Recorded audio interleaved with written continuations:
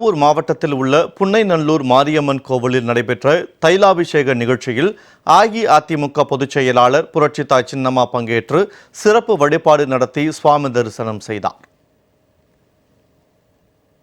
தஞ்சாவூர் மாவட்டம் புன்னைநல்லூர் மாரியம்மன் கோவிலில் புற்றுவடிவில் அருள்பாலிக்கும் மூலவர் அம்பாளுக்கு 5 ஆண்டுகளுக்கு ஒருமுறை ஒரு மண்டலத்திற்கு தைலாபிஷேகம் நடைபெறும்.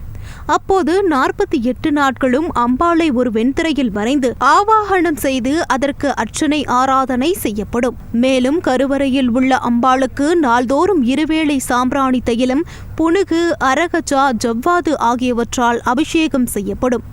அந்த வகையில் இந்த ஆண்டு கடந்த ஏப்ரல் 18ஆம் தேதி தொடங்கி வருகிற ஜூன் 4ஆம் தேதி வரை 48 நாட்களுக்கு தைலாபிஷேகம் நடைபெறுகிறது.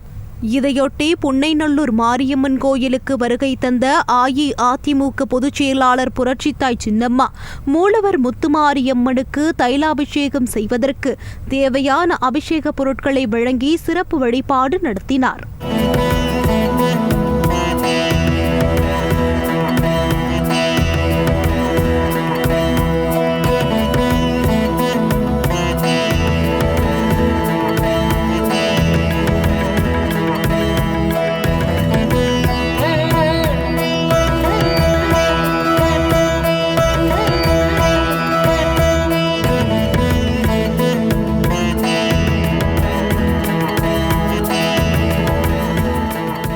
அதேபோன்று துர்க்கையம்மன் சன்னதியிலும் நடைபெற்ற சிறப்பு வழிபாட்டில் புரட்சித்தாய் சின்னம்மா பங்கேற்று மனமுருக வழிபட்டார்.